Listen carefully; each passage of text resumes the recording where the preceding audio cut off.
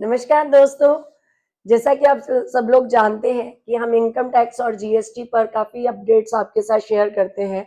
उसी तरीके से आज जो हम बात करने जा रहे हैं वो है section 143(2) of income tax act 1961। अब पहली बात हम ये क्यों बता रहे हैं, आज भी हम इसके बारे में क्यों बता रहे हैं, उसका कारण है क्योंकि अभी भी जो इस बार की जो इनकम टैक्स रिटर्न्स हैं, जो टैक्स ईयर हमारा 2025-26 है, जिसकी रिटर्न्स हम अब भर रहे हैं, वहां पर भी इनकम टैक्स एक्ट 1961 ही एप्लीकेबल है। तो हम इसीलिए बात जो आज भी करने जा रहे हैं वो सेक्शन 143(2) की बात करने जा रहे हैं कि एक्चुअली जो 143(2) है क्या, और क्या इसकी टाइम लिमिट है, कब डिपार्टमेंट इसके अंडर, इस सेक्शन के अंडर आपको नोटिस इशू कर सकता है, उस नोटिस का कंटेंट क्या क्या हो सकता है, उसको आपने कैसे कोप अप करना है, और उसके ऊपर आपको क्या क्या चीजें समझने वाली हैं।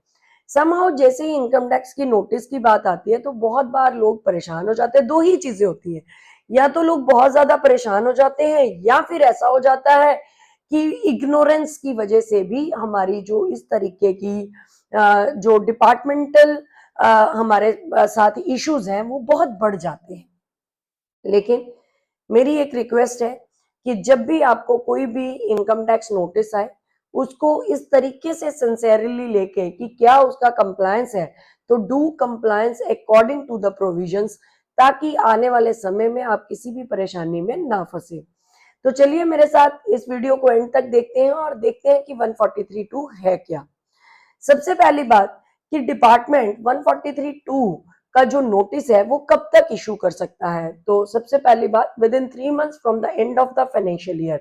यानी कि अभी भी देखिए मैंने वर्ड फाइनेंशियल ईयर यूज किया, और क्योंकि उससे पहले मैंने यूज किया 2025-26 की जो रिटर्न हम अभी फाइल कर रहे हैं, तो 25-26 इज आवर फाइनेंशियल ईयर। तो इसके लिए मार्च 26 से लेकर जो एक तरह से कहें नोटिस कब तक आ सकता है, अप्रैल, मई और जून, यानी कि 30 जून 2026, यहां तक की डेडलाइन है कि कोई भी जो नोटिस है आपको जो 143(2) है वो इशू हो सकता है 30 जून 2026। इसमें क्या क्या चीजें रहती हैं। हाई वैल्यू ट्रांजेक्शन्स, आपने कुछ भी बड़ा ऐसा लग रहा है डिपार्टमेंट को कि आपने जो कोई हाई वैल्यू ट्रांजेक्शन्स की हैं, कोई लार्ज बैंक डिपॉजिट किया और उसके कंपैरेटिवली आप अपने रिटर्न्स या आप अपने बिजनेस को नहीं दिखा पाते हैं, या फिर क्रेडिट कार्ड स्पेंडिंग्स हैं और उसमें क्रेडिट कार्ड स्पेंडिंग्स किस तरीके से आपकी है, तो ये सब चीजों की वजह से आपको 143(2) हो सकता है। और अगर कोई आपने फॉरेन रेमिटेंस किया है, लेकिन क्या कारण है, हमने इनके साथ कैसे निपटना है, हम इसके लिए क्या कर सकते हैं, वो हमारे लिए बहुत जरूरी है।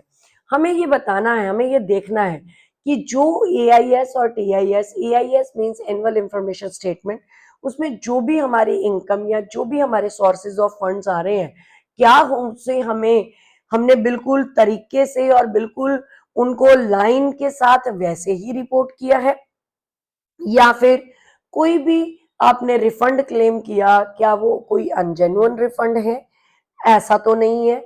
तो ये सब बातें, कोई डिडक्शंस क्लेम की, कोई रिफंड्स क्लेम किए, कोई फेक डिडक्शंस क्लेम की, ऐसा बिल्कुल नहीं होना चाहिए। अगर है तो आप ध्यान रखें कि आपको 143(2) का नोटिस आपको आ सकता है।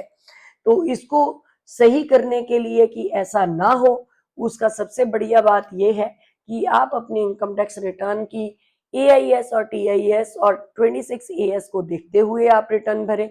कोई भी आपको डिस्क्रिपेंसी ना नजर आए, जो डिपार्टमेंट जो आपको एक तरह से इंफॉर्मेशन आपके साथ शेयर कर रहा है आपके पैन के रिलेटेड, तो वो अगर आप पूरी उससे सेटिस्फाई हैं देन ओके, अदरवाइज आप उसको फीडबैक भी दे सकते हैं कि ये आपसे रिलेटेड नहीं है।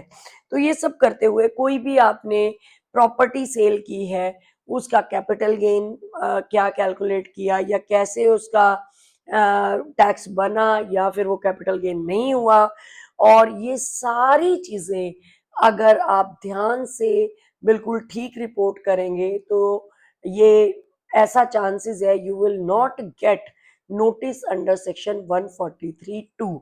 लेकिन फिर भी मैं ये कहूंगी कि अगर ऐसा कोई भी प्रॉब्लम आपके साथ आती है, आप हमें पिन कर सकते हैं या दिए हुए नंबरों पर कॉल कर सकते हैं। धन्यवाद पूरी वीडियो देखने के लिए और हमारे साथ बने रहें मोर अपडेट्स के साथ। और जिन लोगों ने अभी तक मेरा चैनल सब्सक्राइब नहीं किया, वो चैनल सब्सक्राइब कर लें ऐसे ऐसे और डिटेल्स और ऐसे अपडेट्स जानने के लिए। धन्यवाद।